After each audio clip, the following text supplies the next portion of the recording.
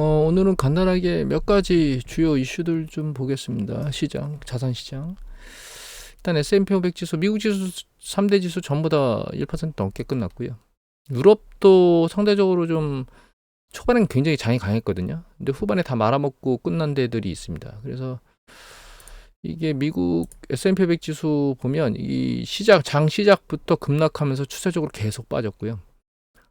닥스 같은 경우에는 여기 보시면 장 시작 전에 급등해서 스타트했거든요. 그런데 그걸 장 중에 다 말아먹고 끝났습니다. 그래서 S&P 500 지수가 작년 10월 후반 들어서 강도를 보이면서 상승하던 게 1개월, 2개월, 3개월, 4개월, 5개월 거의 6개월 가까이 5개월 정도 추세적으로는 상승했고 그 다음에 이제 조정 국면에 들어간 거 아닌가, 지금 들어가서 조정이 시작된 거 아닌가라는 생각이 들어요. 일단 강하게 밟고 올라오던 20일 이평선을 강하게 뚫고 내려서 50일 이평선에 닿았거든요. 그래서 지난번에 언제 조정을 받아도 이상하지가 않을 정도로 모든 지표들이 강하다라고 말씀드렸는데, 지금은 이제 모든 지표들이, 기술적 지표들이 약하게 움직이고 있어요. 뭐 여기 보시면 ADX라든가 혹은 뭐 MACD, RSI, 그다음에 스타캐스틱 모두 다 아랫방향으로 지금 눌리고 있는 상황입니다. 오늘 내려간 주요 이슈는 여기 보시면 JP모건 어쩌고저쩌고 했는데 연간 수입을 예측했는데 그게 기대 이하다 뭐 이렇게 쭉 나오거든요. 웰스파고 나오고 시티 나오는데 실제로 실적은 여기 보시면 JP모건, 웰스파고, 시티, 브라일라 이런 금융주 관련된 애들이 쭉 있는데, 이 연두색이라는 얘기는 기대치보다 높게 나왔기 때문에 그런 거거든요. 근데 기대치보다 높게 나왔는데 그 중에서 뭐 지금 말고 미래 혹은 뭐 이자가 그렇게 이게 수익이 많이 나왔지만 뭐 이자 부분이 상대적으로 미진했다 뭐 이런 부분들 때문에 밀린 거니까 사실은 핑계죠. 제가 보기엔 너무 많이 올라와서 밀렸다 이렇게 이해를 전 하고 있고요. 사실 시장이 전체적으로 뭔가 좀 이상하게 움직이기 시작한 거거든요. 왜냐하면 일단 달러 인덱스가 상당히 최근에보다는 강력하게, 최근에 이제 있었던 104달러대를 뚫고 위로 미친 듯이 올라왔죠. 그 다음에 금값이 막 상당 부분 밀고 올라왔잖아요. 이게 2,400대도 온수당 2,400달러도 뚫고 올라간 장중에 올라갔었는데, 그리고 이제 채권 가격이 이제 미친 듯이 올라갔죠. 가격이라네. 그 수익률이 미친 듯이 올라갔죠. 이런 것들이 금융시장 전반에 뭔가 불안정성, 변동성을 크게 키운 상태거든요. 여기서 이제 주시장이 이것 전반적인 이런 환경하에서 조정을 받고 있다 이렇게 이해를 해야 될 것 같아요. 그리고 두 가지 정도만 더 보여드리면, 이건 안 보여드렸던 지표인데 제가 보는 지표 중에 이제 고용 지표 중에서 영구 해직당한 사람들의 고용 지표도 보거든요. 이건 이제 처음 보여드리는 건데, 결과적으로 이제 추세적으로 경기가 좋을 때는 영구 해직자가 줄어요. 그러다가 경기가 이제 뜨거워져서 정점에 이르면 그때부터 영구 해직자가 늘어나거든요. 요번 패턴은 옛날하고 좀 다른데 이미 영구 해직자들이 늘어나는 패턴이 상당히 이전부터 있었어요. 그래서 여러분들이 고용 들을 때는 뭐 신규 일자리 창출 수가 아직도 뭐 상당히 많다, 신규 실업산 청원 건수가 뭐 늘었다 줄었다 하면서 옆으로 개걸음을 치고 있죠. 그렇지만 고용시장은 지금 그렇게 우리가 생각하는 것만큼 모든 영역이 다 좋은 게 아니에요. 그러니까 어느 영역에서는 아직까지 버티고 있고 어느 영역은 깨지고 있는데, 전체적으로 이렇게 균형점을 이루다가 어느 순간에 이제 결과적으로는 고용이 수축하는 쪽으로 바뀌거든요.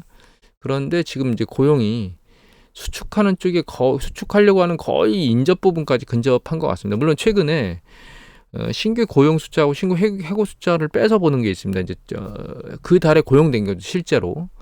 해고하고 고용하고 이렇게 두 개를 빼보면. 근데 그 숫자가 살짝 늘어나긴 했지만 그게 추세적이진 않고 일시적일 거라고 저는 생각을 하고 있습니다. 전반적인 것들을 보면. 그리고 또 이제 그 주간 그러니까 주간 일하는 시간도 살짝 늘어났거든요. 그래서 고용 지표가 살짝 개선될 수도 있다라고 하는 시그널들은 나왔는데 그게 추세적이진 않을 것이다 이렇게 생각을 하고 있습니다.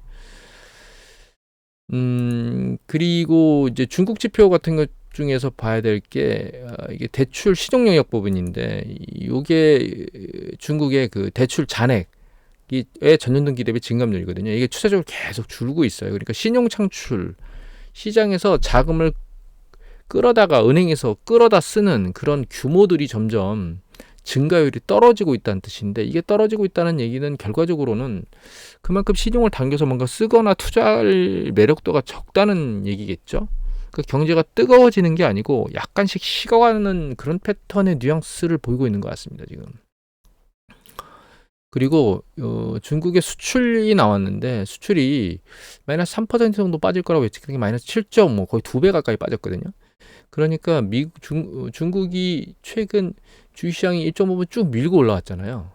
그죠? 쭉 밀고 올라왔어. 뭐 예를 들면 각종 정책도 나왔고 뭐 시진핑이 직접 신경 쓴다는 등 어쩐다는 등 뭐 이런 얘기들이 쭉 나오고 그리고 상당히 많이 빠진 것도 있고 이런 것 때문에 일시적으로 이제 들리긴 했는데 얘가 지금 그 힘발을 잃어가고 있는 것 같아요. 그리고 물가 상승률이 소비자 물가 지수도 상당히 안 좋게 나왔거든요.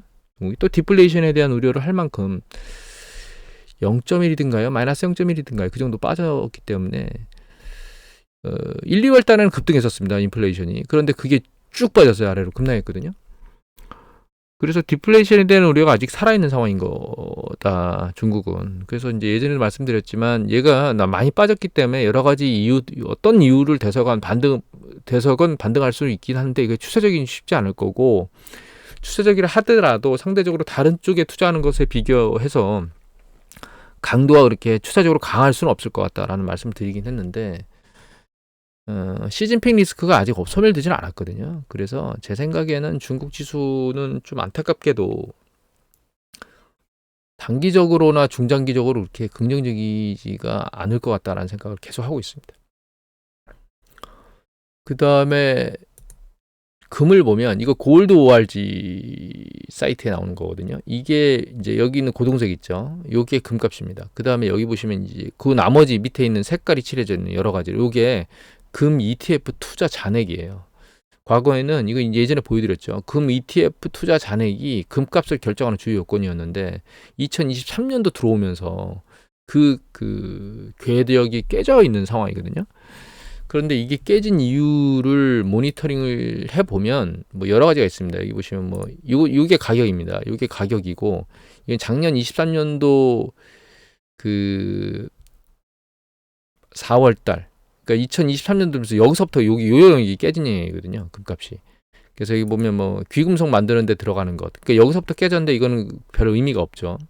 그 다음에 그 산업 쪽에 들어가는 것. 요거 살짝 늘어나긴 했습니다. 추세적으로. 근데 이제 이게 실제로 금값이 벌어진 다음에 그 뒤에 늘어난 거거든요. 그래서 이것도 상황을 좀 찾기가 좀 그렇고 이게 투자 영역인데 요거는 뭐 줄어드는 상태죠. 근데 중앙은행 쪽 영역이 상대적으로 이 떨어지는 걸 받치는 영역을 하고 그 다음에 이제 여기도 상대적으로 이 이전보다는 상대적으로 좀 수요가 큰 영역.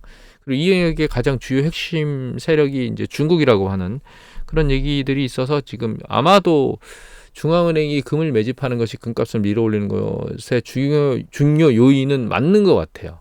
맞는 것 같은데 과연 이게 추세적으로 밀어올릴 수 있느냐에 대한 부분은 좀 상황을 좀 봐야 될 것 같고 이거는 그 환율하고도 상관관계가 있을 겁니다. 그러니까 중국 같은 경우는 환율이 사실은 통화가치가 떨어져서 위안화 환율이 올라가면 수출엔 유리하겠죠. 그런데 자금 유출에 대한 고민을 중국이 굉장히 많이 하고 있기 때문에 상대적으로 미국은 금리가 굉장히 높은데 중국은 금리가 굉장히 낮잖아요. 미국에 비해서. 그러니까 자금 유출에 대한 우려가 수출에 대한 부분보다는 더 큰 상황이라 환율 방어를 잘 해야 되거든요. 그런데 중국이 환율 방어를 하려면 결과적으로 시장에 달러를 공급해야 되는데 그 달러 공급이 결과적으로는 미 국채에 보유한 걸 매도하는 형태로 가고 있고 그게 이제 달러를 이제 더 이상 매집해서 들고 있는 게 아니고 미국의 이제 좀 공격적인 성향을 중국이 가지려면 미국이 대규모로 그러니까 그 채권을 계속 풀어제끼고 있잖아요.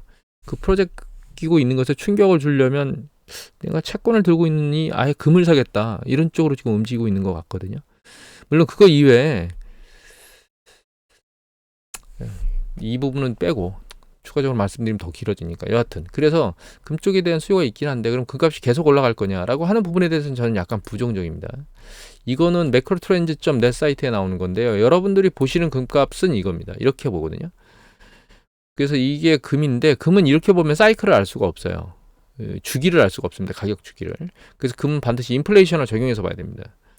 이렇게 인플레이션을 적용해보면 상단이 보이고 하단이 보이거든요. 이 인플레이션을 적용하는 이유는 아주 간단히 말씀드리면 원자재나 금 같은 경우는 이제 보유한 상황에서는 아무런 가치, 그러니까 보유한 상황에서는 어떤 추가 가치가, 추가 이익이나 소득이나 가치가 생성되지가 않아요.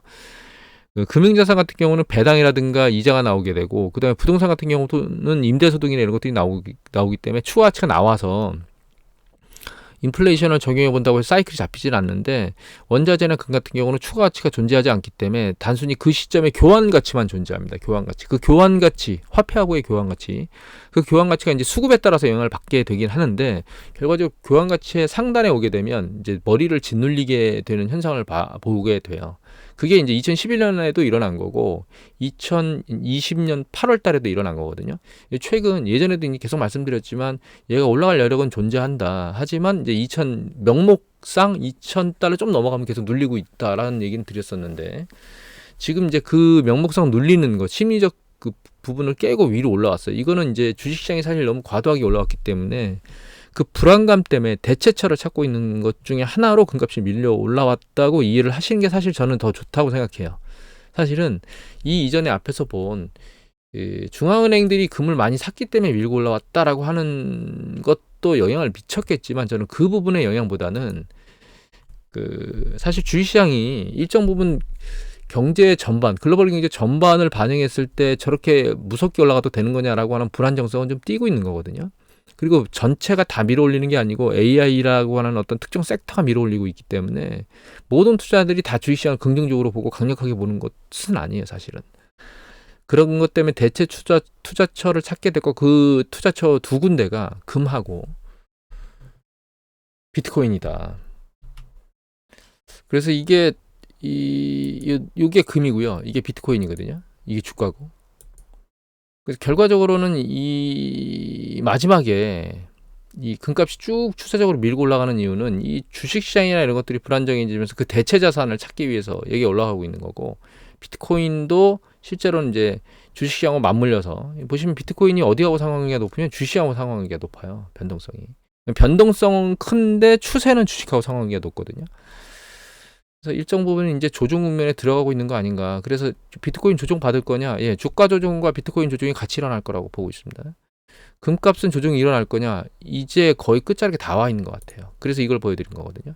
얘가 추세적으로 좀 더 올라갈 수 있습니다. 이때는 1, 2차 오일 쇼크이기 때문에 지금하고 약간 상황이 달라요. 물론 인플레이션 압력이 세기 때문에 그때 밀고 올라가니까, 이거 2차 때도 역시 인플레이션 압력 때문에 올라가는 거니까 얘도 여기까지 2,700달러 때까지 여기 찍는 거 아니에요? 라고 생각을 하실 수도 있긴 하거든요.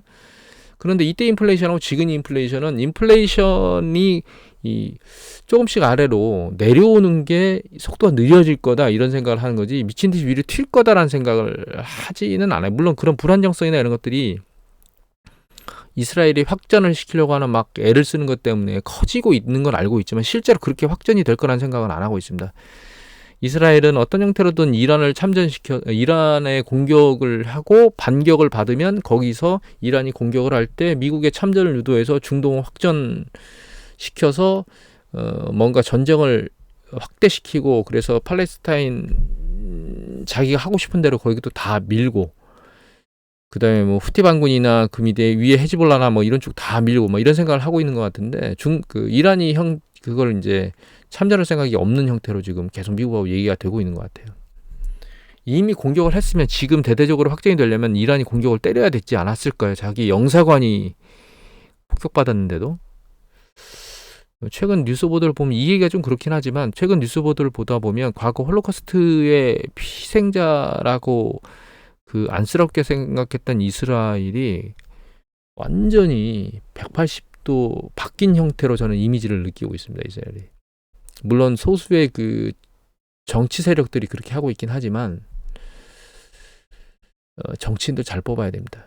느끼는 거지만 저희도 한번 잘 느꼈지만, 여하튼 일단 그래서 금 가격은 여기서 조금 더 올라갈 수 있는 여력은 있는데, 오늘 2,400 보면 2,400원을 조금 더 2,400달러를 조금 더 넘은 적이 있거든요. 금값이 여기 보시면 2,444달러까지 장중 올라간 적이 있는데, 정말 좋으면 2,500 찍으면 팔아야 될 것 같고요.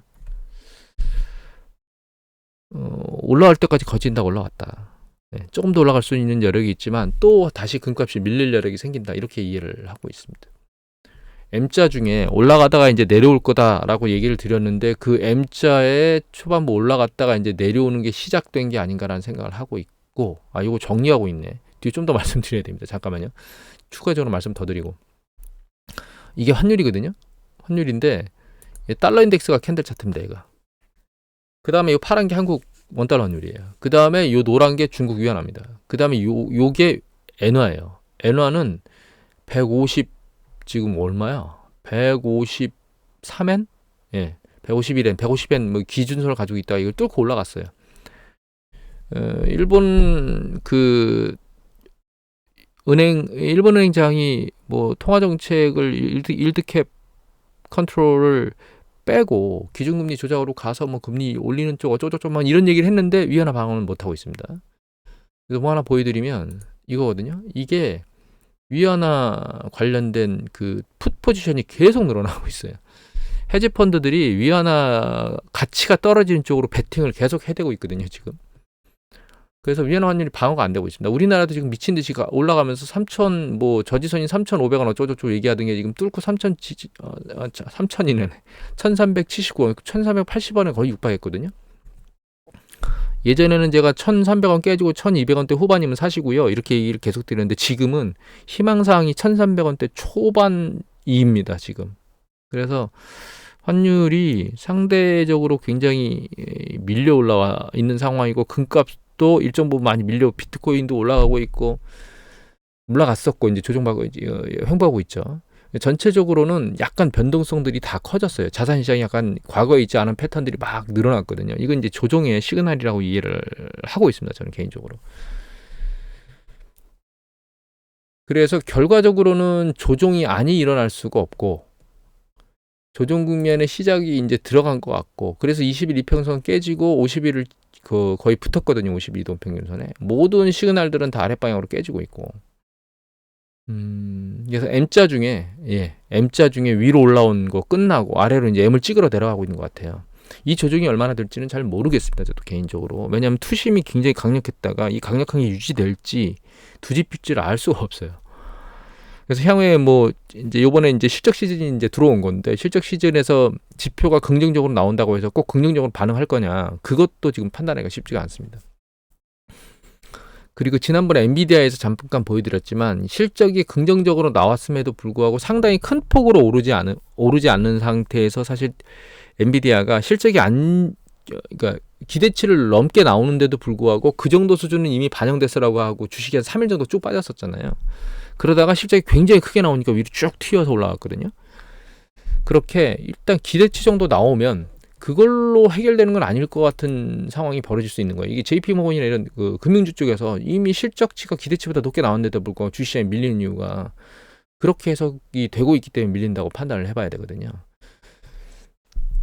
그리고 또 한 가지 좀 불안정한 게, 시장을 밀어올리는 자체의 가장 큰 원동력은 사실은 AI잖아요. 그래서 AI 쪽이 힘을 잃으면 다른 쪽이 받치기는 쉽지 않을 것 같아요. 시총이 다 큰 애들이 AI 쪽에 있기 때문에.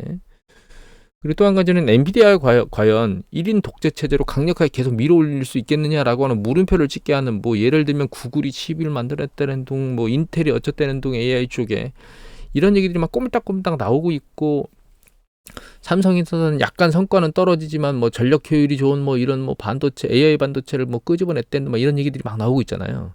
그런 것들이 시장의 독주 체제 엔비디아 쪽에 실제 영향을 미치지는 않겠지만, 독주 체제가 약간씩 약해질 수는 있겠다라고 하는 어떤 투심의 약화, 뭐 이 정도는 지금 작동하고 있는 것 같아요. 제가 어제 종합적으로 유럽하고 중국하고 미국의 경제 지표들을 쭉 전체 다 훑어봤거든요. 긍정적인 거라면 뭐 유럽 같은 경우에는 이제 소비자 심리들이 조금씩 좋아지고 있다는 거. 다만 그게 이제 고용 지표까지 끌어올리고 있는 건 아닌 것 같고, 이미 유럽은 경기 침체에 들어가 있는 상황이고요. 중국 같은 경우에는 좋은 거 같지만 좀 전에도 봤지만 수출이나 이런 것들이 생각보다 그렇게 크게 나오지는 않는 상황이고, 주택 시장도 그렇게 좋지는 않습니다. 중국 시장이. 미국 같은 경우에는 주로 지금을 끌고 가고 있는 원동력이 소비자들의 그 PC나 이런 것들이 아직 잘 버티고 있긴 한데, 그런 부분은 끝자락으로 가고 있는 거 아닌가라는 생각을 하게 만드는 게, 전년 동기 대비 그 실질 가처분 소득의 증가율이 계속 떨어지고 있습니다. 사실 마이너스가 아니고요, 강도가 떨어지고 있어요. 증가율이. 그리고 실업 관련된 지표도 사실은 이제 최근 보면 뭐 노동 시간이 살짝 늘어났는데 줄다가 그다음에 주간 노동 시간이요. 그리고 이제 고용하고 해고를 뺀 실제로 고용되는 숫자가 쭉 추세적으로 내려오다 살짝 들리긴 했거든요. 근데 그게 추세적이라기보단 저는 일시적이라고 생각을 하고 있어요, 개인적으로. 뭐 그거 이외에 뭐 연구해직자라든가 아니면 뭐 각 산업 섹터별 고용이라든가 이런 전반적인 것들을 쭉 훑어보면 고용 시장은 정점으로 가고 있는 게 맞는 것 같거든요. 그래서 혼재돼 있는 건 맞는데 글로벌이 왔다 갔다 여러 가지가 섞여서. 그런데 유럽이 미국을 이제 바닥을 치고 위로 쭉 끌고 올라올 수 있는 전반적인 여건이 잘 개선이 되고 있느냐? 또 그건 아닌 것 같고, 중국이 그러면 확실하게 살아나고 있느냐? 또 그것도 아닌 것 같고, 미국이 강력하게 빨리 깨지겠느냐? 그것도 아닙니다. 다만 이제 생각하기에는 점진적으로 하반기로 가면 갈수록 글로벌 경제는 조금씩 약화될 것 같다. 중국이 나아진다고는 하고 있지만 그렇게 속도가 빨리 붙거나 예측하는 것만큼 강력하진 않을 것 같고요. 유럽도 마찬가지입니다. 사실 전반적으로.